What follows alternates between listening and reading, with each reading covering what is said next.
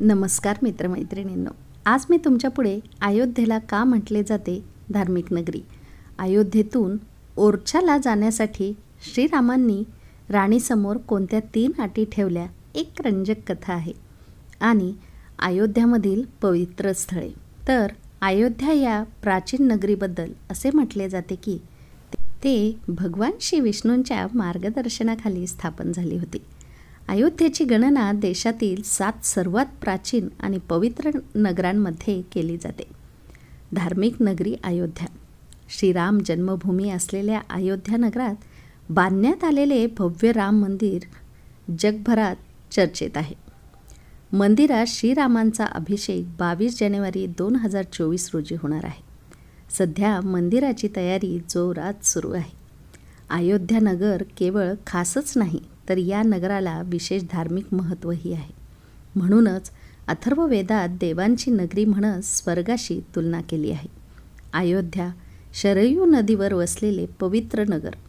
स्कंदपुराणात ब्रह्मा, विष्णू आणि महेश यांच्या त्रिमूर्तीचे पवित्र स्थान म्हटले गेले आहे. स्कंदपुराणानुसार अयोध्येतील अ म्हणजे ब्रह्माचे रूप, य म्हणजे विष्णूचे रूप आणि ध म्हणजे रुद्र. महाकवी महर्षी वाल्मिकी यांनीही रामायणात अवध हे पवित्र नगर म्हणून वर्णन केले आहे. अयोध्येची लोकप्रिय कथा. अयोध्या नगराच्या धार्मिक दृष्टिकोनाबाबत एक अतिशय लोकप्रिय कथा आहे. त्यानुसार अयोध्येचा राजा विक्रमादित्य एकदा प्रवास करत असताना शरयू नदीजवळ पोहोचला. त्यावेळी त्यांना अयोध्येच्या भूमीत काही चमत्कार दिसले. जवळच्या संतांनी महाराज विक्रमादित्य यांना अवध भूमीचे धार्मिक महत्त्व सांगितले. त्यानंतर विक्रमादित्याने येथे विविध मंदिरे, तलाव, विहिरी इत्यादी बांधल्या. यासोबतच अयोध्या नगरात सीताकुंड देखील आहे. असे मानले जाते की या तलावात स्नान केल्याने व्यक्तीचे सर्व पापे नष्ट होतात. भारतातील प्राचीन सांस्कृतिक सप्तपुरीमध्ये अयोध्या पहिल्या क्रमांकावर आहे. श्रीरामांचे जन्मस्थान असण्यासोबतच अयोध्येला साकेत नगर म्हणूनही ओळखले जाते. अयोध्या नगराला हिंदू तसेच बौद्ध आणि जैन धर्मासाठी विशेष धार्मिक महत्त्व आहे. श्रीरामांची जन्मभूमी अयोध्या ही धार्मिक नगरी कशी बनली ते जाणून घेऊया. अयोध्याची स्थापना. रामायणानुसार शरयू नदीच्या काठी बसलेल्या अयोध्या नगरीची स्थापना सूर्यपुत्र वैवस्वत मनु याने केली होती. वैवस्वत मनुचा जन्म इसवी सन पूर्व 673च्या सुमारास झाला असे म्हणतात. तो ब्रह्मदेवांचा नातू कश्यप ऋषींचा मुलगा होता. यानंतर मनुला 10 पुत्र झाले. त्यापैकी इला, इक्ष्वाकू, कुशनाम, अरिष्ट, धृष्ट, नरिष्यंत, करुष, महाबली, शर्यती आणि प्रशद हे होते. भगवान श्रीरामांचा जन्म इक्ष्वाकू कुळात झाला. देवशिल्पी नगर अयोध्या कशी बांधली गेली. स्कंदपुराणानुसार काशी ज्या प्रकारे भगवान शंकराच्या त्रिशूळावर वसलेली आहे, त्याचप्रमाणे भगवान विष्णूच्या सुदर्शन चक्रावर अयोध्या वसलेली आहे. या संदर्भात एक पौराणिक कथा आहे, ज्यानुसार मनुने एक नगर वसवण्याची योजना घेऊन ब्रह्मदेवाकडे गेला. ब्रह्मदेवांनी मनुला भगवान श्री विष्णूंकडे पाठवले. भगवान श्री विष्णूंनी मनुसाठी साकेत धाम निवडले. ब्रह्मदेव, मनु, भगवान श्री विष्णू, शिल्पकार भगवान विश्वकर्मा आणि ज्येष्ठ ऋषी साकेत धामच्या बांधकामासाठी गेले. शरयू नदीच्या काठावरची जमीन निवडण्यात आली आणि त्यानंतर देवशिल्पी नगरीचे बांधकाम सुरू झाले. त्यामुळे अयोध्येला साकेत असेही म्हणतात. प्रभू रामांच्या जन्माच्या वेळी हे शहर अवध म्हणून ओळखले जात होते. अयोध्या नगराशी संबंधित खास गोष्टी. वाल्मिकी रामायणातील 5व्या भागामधील बालकांडामध्ये अयोध्येचे वर्णन करताना असे म्हटले आहे की अयोध्या ही साधारण 150 किलोमीटर लांब आणि 40 किलोमीटर रुंद होती. अयोध्या हे मंदिर आणि घाटांचेही प्रसिद्ध नगर आहे. भगवान श्रीरामांचा जन्म अयोध्येतच झाला होता, म्हणूनच याला राम जन्मभूमी म्हणतात. पण यासोबतच अनेक महान योद्धे, ऋषी आणि अवतारी पुरुषही येथे राहत होते. जैन मान्यतेनुसार आदिनाथांसह 5 तीर्थकारांचा जन्म अयोध्येतच झाला होता. 12व्या शतकाच्या आसपास अयोध्येत सुफी संत मोठ्या प्रमाणावर राहत असल्याचे पुरावे आहेत. आता बघूयात ओरछा येथील राम राजा मंदिरामागील कथा. ओरछा हे मध्य प्रदेशातील एक प्रमुख धार्मिक स्थळ आहे. हे नेहमीच पर्यटकांच्या केंद्रस्थानी राहिले आहे. येथे असलेले भगवान श्रीरामांचे मंदिर हे संपूर्ण देशातील एकमेव असे मंदिर आहे जिथे त्यांची देव म्हणून नव्हे तर राजा म्हणून पूजा केली जाते. भगवान श्रीरामांच्या स्थापनेमागील एक अतिशय मनोरंजक कथा आहे.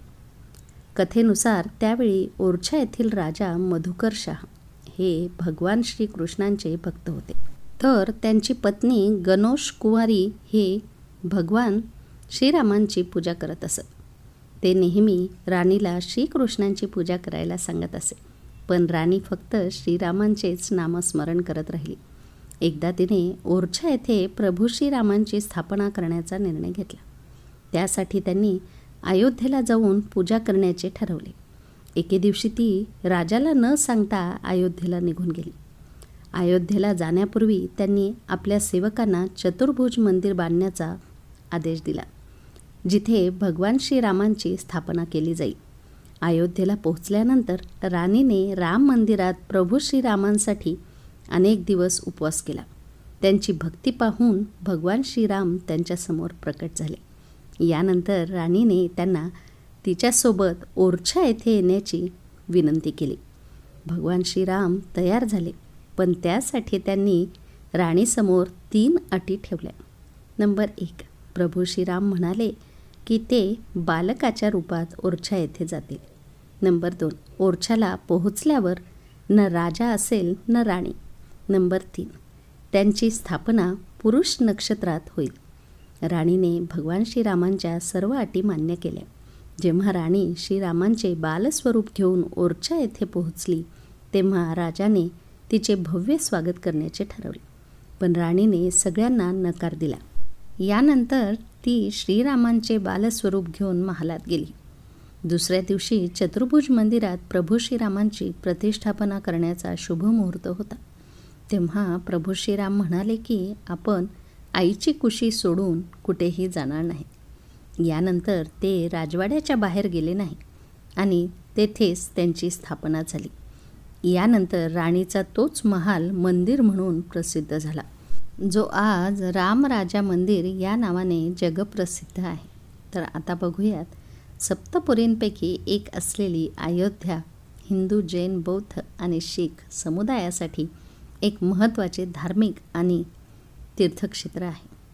इथे भारतीय धर्माची बरीच स्मारके, देऊळ आणि पवित्र स्थळे आहेत.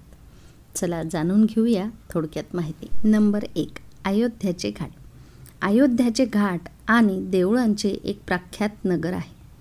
शरयू नदी इथूनच वाहते. शरयू नदीच्या तीरावर 14 मोठे घाट आहेत.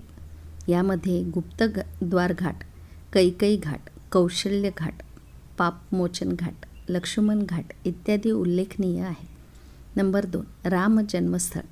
अयोध्यामध्ये प्रामुख्याने राम जन्मस्थळीचे दर्शन केले जाते.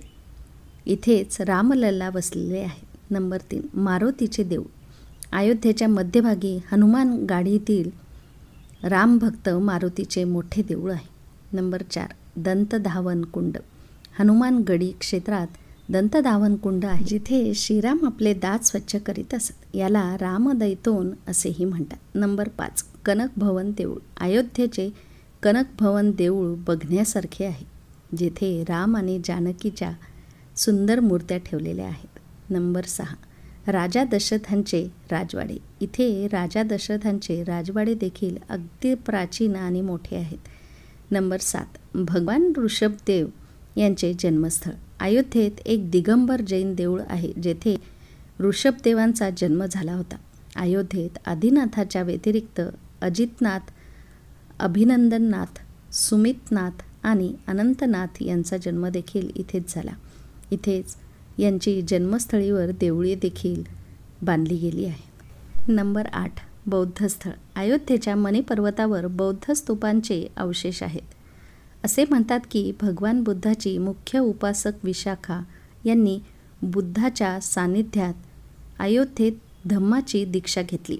याची आठवण म्हणून विशाखाने अयोध्येत मणिपर्वताच्या जवळ बौद्ध विहार स्थापित केले. असेही म्हटले जाते की बुद्धाच्या महापरिनिर्वाणानंतर बुद्धांचे दात या मठातच ठेवले होते.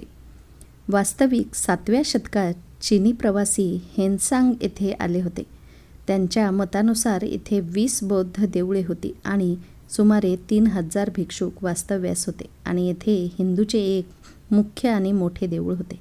नंबर 9, नंदीग्राम. अयोध्येपासून 16 मैलावर नंदीग्राम आहे, जेथे राहून भरताने राज्य केले. येथे भरतकुंड तळ आणि भरतचे देऊळ आहे.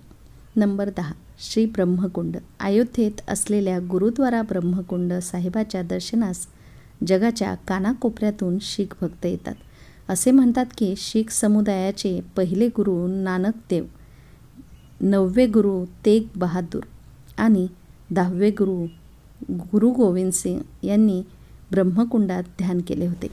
पौराणिक कथेनुसार भगवान ब्रह्मदेवांनी 5000 वर्षापर्यंत या जागेजवळ तपश्चर्या केली होती. गुरुद्वारा ब्रह्मकुंडांमध्ये असलेल्या एकीकडे गुरु गोविंद सिंहाच्या अयोध्या येण्याच्या कथांशी निगडीत चित्रे आहेत, तरी दुसरीकडे त्यांची निहंग सैन्याची शस्त्रे देखील आहेत, ज्यांच्या बळावर त्यांनी मुघलांच्या सैन्याशी रामजन्मस्थळाच्या रक्षणासाठी युद्ध केले. नंबर 11, इतर तीर्थक्षेत्र. या व्यतिरिक्त सीतेचे स्वयंपाकघर, चक्रहर्जी विष्णूंचे देऊळ, त्रेताचे श्रीकृष्ण मंदिर, रामाची पौढी, जनौरा, गुप्तर घाट, सूर्यकुंड, सोनखर, शरयू पलीकडील छपैया गाव, शरयू तीरे दशरथ तीर्थ, नागेश्वर देऊळ, दर्शनेश्वर देऊळ, मोती महाल फैजाबाद, गुलाबबाडी फैजाबाद आणि तुळस चौरा हे स्थळ प्रेक्षणीय आहे. तर मित्रांनो, तुम्हाला ही कथा आणि माहिती आवडली असेल तर नक्कीच लाईक आणि शेअर करा आणि हो, RD स्टोरीजला सबस्क्राईब करायला विसरू नका. पुन्हा भेटूयात उद्याच्या गोष्टीमध्ये.